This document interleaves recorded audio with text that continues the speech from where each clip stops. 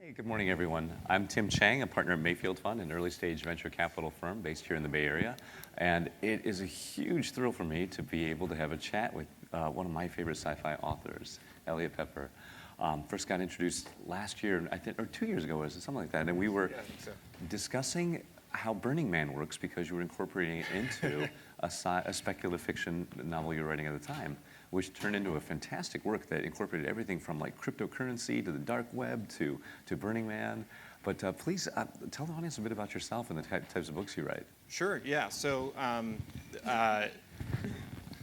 my books are all sort of techno-thrillers. So they're deeply researched, fast-paced science fiction thrillers. They always involve a bunch of technology as well as just sort of, a compelling story. So the book you mentioned, Neon Fever Dream, I actually had a ton of fun writing because if any of you have been to Burning Man, it basically feels like you're on another planet.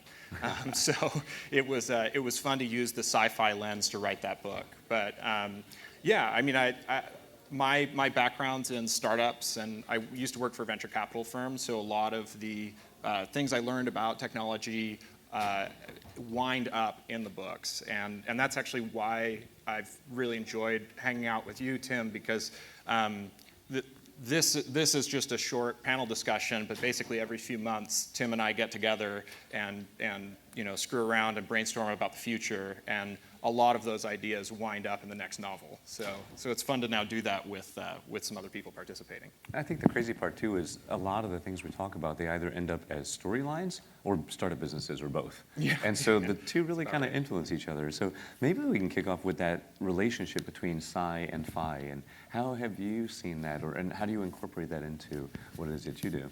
Yeah, so I mean, I guess there are two ways to approach that. Like, one is I just take the research really seriously. Mm-hmm. So when I'm working on a new novel, I'm usually reading a ton of nonfiction, mm-hmm. And I'm also interviewing folks. Like, for example, I have a new book coming out, and there are some scenes that take place in a thawing Arctic. So I don't know if you guys sort of follow climate change news, but basically Arctic sea ice has been melting and melting and melting.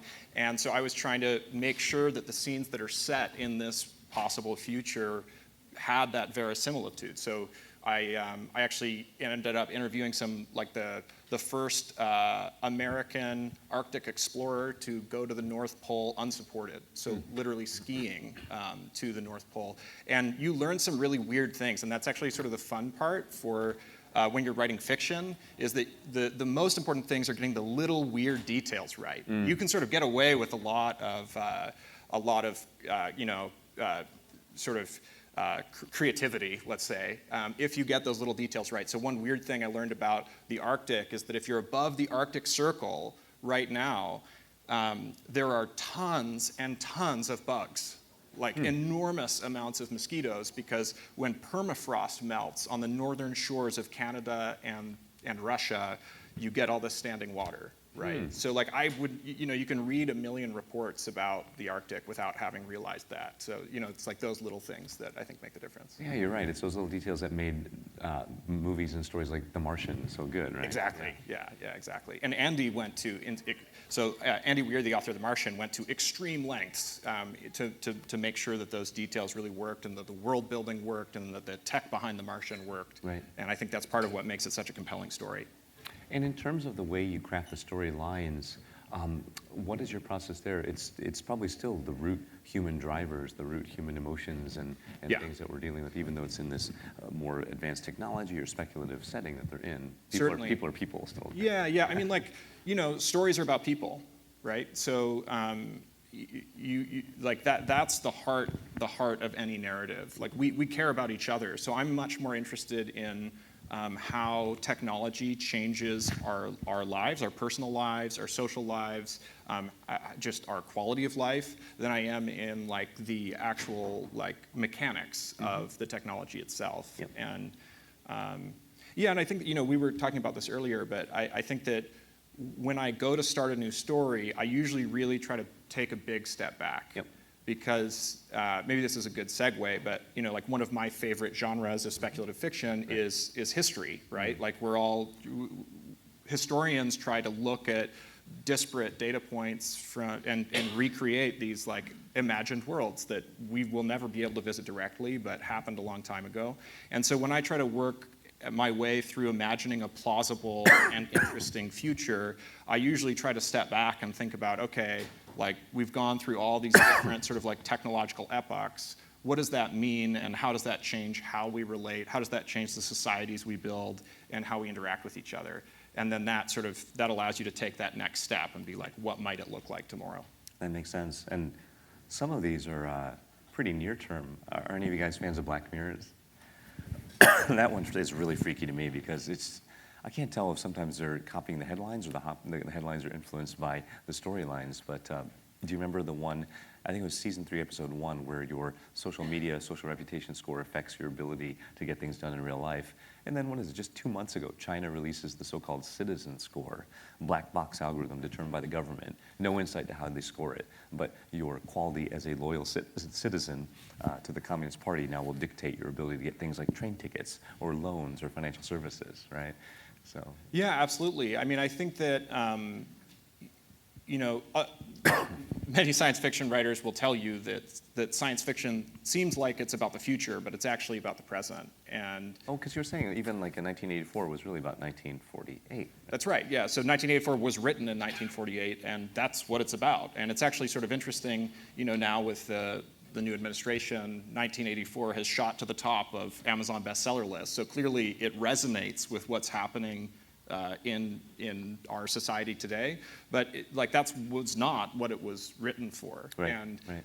And I think that that's sort of really, I always try to, the thing that I find most interesting when I read science fiction is trying to figure out what the ideas embedded in the story mean for us, right, and mean for us right now. And I think that's, and I think that what Black Mirror does a really good job with is playing out that almost like day after tomorrow feel. Mm-hmm. But it also, the creators of Black Mirror, the creator of Black Mirror was a comedian before making this show. And I think you can really see that in sort of like the dark satire that really makes the show click. But it also points to this funny thing that, we're living through a period of very, very fast technological change, right? So we were over coffee out in the other room, we were talking about how, if you were living and working as a peasant in medieval Europe, or even go back a couple more thousand years, like your life really remained unchanged in terms of your daily activities. For many thousands of years, we were basically agricultural economies, and so that works its way into our stories. So there are tons of agricultural analogies, like you reap what you sow, like things like all of these things that are really baked into our culture in a way that we don't even really pay attention to. And after the Industrial Revolution, things started to pick up pace in terms of technological change and the social change it enabled. And so then we start using things like throttle up, let off steam, like all of these analogies that literally live in the tools we use. Right. And today, that's happening faster and faster. So now we often use hardware and software as metaphors for humans, like how we think and how our brains work. And like many science fiction stories take that to an extreme where they say, we're going to upload our brain or something like that, like separating our neurons from our thoughts. Right. Actually, if you guys saw Adam Gazzali's conversation last night, the neuroscientist and researcher here, we were chatting after the panel because the hardware software analogy actually doesn't make sense for human biochemistry. That's not how, our brains do not work in an analogous way to software and silicon. But it's a fun analogy, so we sort of end up playing that out. Right. Another part of sci-fi I find very revealing about our society and selves is who we portray as the bad guys, the villains. You ever notice that stories and movies, they go through waves of who the bad guy is? It might be ghosts for a while, then it's vampires. We had the wave of vampire movies. Then it was zombies. Then it was alien invasion. Lately, it's all AI, right? Mm-hmm. And so what I find interesting is the bad guys are really just a reflection, a zeitgeist of our own paranoia, our fears, our projections into facing, I think, ourselves, right? And like we were talking about with aliens, they always invade Earth, but come on, honestly, aliens sufficiently advanced would not need to bother invading Earth. They'd be in a post-abundance reality where they could fabricate anything on demand, harvest the power of stars. And we were kind of joking, how often would we scheme about taking over an anthill, right? And that would be the analogy there, right? And so it's interesting that our ability to speculate on even future counter forces are often just limited to our projections of our own selves, right? And I think that the AI one is actually really instructive. So, that really is like, there are so many movies and books. AI is the new boogeyman. AI is the new boogeyman.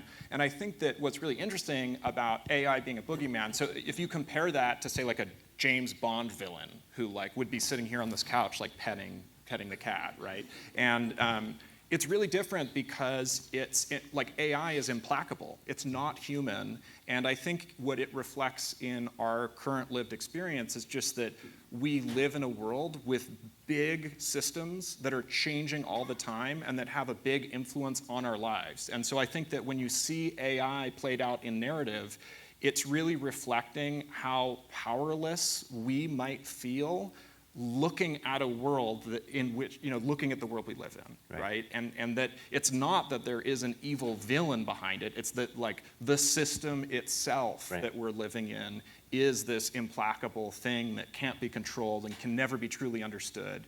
And I think that's sort of like, we're like many science fiction writers and filmmakers and what have you are trying to play that out on an emotional level, essentially. Which is where sci-fi, I think, is very powerful as a planning or future, scenario envisioning tool, right? Because what we're really talking about, like you mentioned before, the heart of everything is technology advancement versus the role of humans in that world. That's what this last election was even, because the nature of technology is it advances, it makes things more efficient, it automates, it replaces what was human. And really the core of all sci-fi is how do we retain or adapt our humanity in the face of that, right?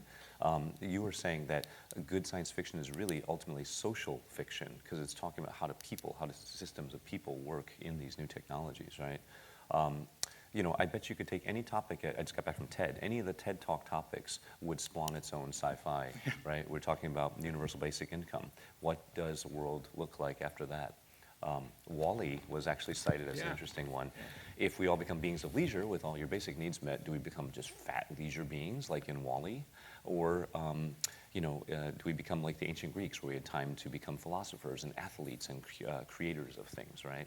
So it's useful in terms of sort of scenario planning. What happens after technological change? Absolutely. One of my favorite novels from last year that I'd highly recommend is called Infomocracy. The author is Malka Older. And the reason I loved it so much is that the author is actually a political scientist. And so she wrote a science fiction story that's very sort of cyberpunkish, like William Gibson kind of vibe. And it's about the future of democracy. And it's very sophisticated because she understands like how political systems work.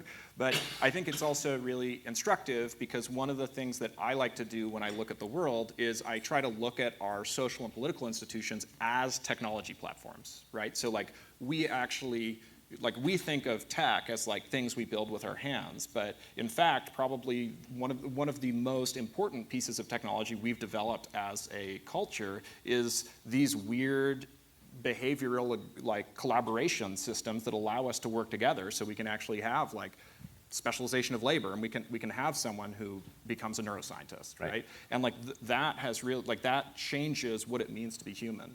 And I think so when I read science fiction, and I think you see that very much today, right? So like what are the pieces of science fiction IP that are getting a lot of development today on the Hollywood side, like Margaret Atwood, The Handmaid's Tale, just got adapted. You have Philip K. Dick, with Amazon Studios, making a show out of his short story, and like those are, I think that those really speak to the power of speculative fiction to force us to ask questions about the world we live in. That's right. And I guess I actually have a question for you on this because I think that one of, like using science fiction as almost as a blueprint or as an experiment, as a way to think about possible paths in the future, like you sort of said, scenario plan, many people use that, right, like explicitly. So one of the speakers this morning was talking about the US military using games, but the US military also often brings in science fiction writers to sort of plan like what could happen, right? And then they use that to develop actual contingency plans and put them into place. And I would wonder, I mean, like you spend your days like investing in and helping entrepreneurs build the future. How does speculative fiction like help you, or does it at all? A lot of times it actually inspires entrepreneurs on what they want to build. So I can't tell you a number of founders who came in years and years ago, they would lay down the novel Snow Crash and said, this is my business plan, right? This was data islands, all that sort of thing before. Neuromancer sparked a whole bunch of folks working on, the world of cyberspace and the virtual worlds there. Interestingly, to look at what the next generation of computing will look like, especially with Alexa and voice, Star Trek nailed it with computer. Computer, do this. Computer, do that. It was the first interfaceless cloud computing paradigm. I myself, I watched her and said, I want to invest in that. I need adaptive personal OS personality, right? Things like that. Same with Jarvis from Iron Man. We recently had an entrepreneur who nicknamed himself the Iron Man, who strapped on a couple microjets onto his hands and was able to show, kind of floating flight. He was at TED as well, influenced by Iron Man. Founders saw Minority Report and would create touch surfaces. So a lot of times we're inspired to go build what it is we see in those movies. I would even say scientists do the same. Some top scientists I've met, they said, I picked my field of research based on sci-fi I grew up with. So I think we need to do a spin-off conference. We'll call it Sci plus Fi. It'll literally be the world's top researchers and top science fiction authors and see how they kind of influence each other. But that interrelationship is super tight. Fiction authors actually inspire scientists on what they want to research, and then vice versa. Yeah. No, I think it's really fascinating. That's very cool to hear. In fact, if you guys are interested in developing a new business plan, I know that John Underkoffler, who's on the next panel, was the science advisor not only to Minority Report but also to Iron Man. So, so if you need new business ideas, right. It does also make me think of what are today's superheroes. I kept thinking they wouldn't be like men and women in tights. They'd probably be like anonymous hacker collectives. They would probably be crowdfunders, activists. They would be synthetic biologists. So I even thought of like if you were to redo the Avengers for today, what would that look like? Yeah. It would probably look nothing like what we would have seen 10, 20 years ago, right? Yeah, for sure. It is also fun to think about what will be the next boogeymen in a lot of our sci-fi work. I think they'll probably be, kind of influenced by what's going on with CRISPR, Cas9, synthetic bio, climate change for sure. Data ethics is a huge one, right? What is it that you try to get an AI to optimize, right? It's all those sorts of things. It'd be kind of fun also to talk about is the effect of sci-fi on games as well. With sci-fi, I've seen a lot of influence even on board games too. Board games are a wonderful representation of sort of the zeitgeist of the times. If you guys get a chance, check out a game called Terraforming Mars. Terraforming Mars is considered hard sci-fi because similar to the work you do, they take all the minutia of the actual science from NASA, et cetera. They even use NASA scans, and the game is simulating the economic realities of how it is that you would go and build out and terraform and colonize Mars. Yeah, I think that's fabulous. So I actually I didn't start writing until maybe 5 or 6 years ago, but probably the thing that taught me the most about it was when I was in high school, I actually worked at a program that's just across the border here in Oakland that was a tabletop role-playing game that was designed by a teacher to be a learning tool for, often for students with learning disabilities. Right. And it was so powerful. And that's literally how I learned how to tell fictional stories, right? So I think that there's no difference between, like gaming and like all these formats. It's funny, but they're all just expressions of the same ideas, the same worlds, the same characters, and it's really fun to play with those different formats. And I think there's a lot of convergence happening, which I think you guys probably know a lot more about than I do. But I know one fun example of that is actually Matt, who introduced the two of us a couple years ago. He spent 12 years in the gaming industry, and now they're building a new platform for prose fiction called Bound, where they take really fast-paced stories and then add lore and art and like all maps, like all the cool things, all the extras you would want to go along with it. Nice. And they're launching in a couple months, and their beta is going out this month. But the fun connection is that you mentioned that Snow Crash was the business plan of entrepreneurs for multiple decades, and Neil Stephenson is doing a series with them. So that's nice. Coming out with his new book in June. So it's fun to just see these weird, these weird new experiments happening on the storytelling front that also involve building new technology and also involve making those stories interactive and using all the lessons learned from gaming. I think it's, yeah. Absolutely. I mean, that's why I was excited when Dean Right. told us about this conference. We're just out of time, but maybe, why don't we wrap up with some of our faves? I'll name a few, and you can name some too, but for those of you who haven't read Ramez Nam's Nexus trilogy, it's a fantastic one. Hugh Howey has a great book called Wool that's become a series. And then Ted Chiang is one of our mutual favorites. Oh my God. He wrote the story that was Arrival, that movie, but even better is one called Understand. Oh, magnificent short story there. The old school fantastical author, one of my faves, and a big influence on, you said, William Gibson and others, was Jorge Luis Borges, right? Wrote The Library of Babel, wonderful story there. You'd mentioned a few as well. Yeah, so if you, Tim mentioned Black Mirror. If you like Black Mirror, read this book. It's called The Children of the New World. Children of the New World. It's by Alexander Weinstein, and it's basically like a literary Black Mirror. It's a collection of short stories that are all weird, disturbing, thought-provoking thought experiments about tomorrow, right? I mean, it's excellent.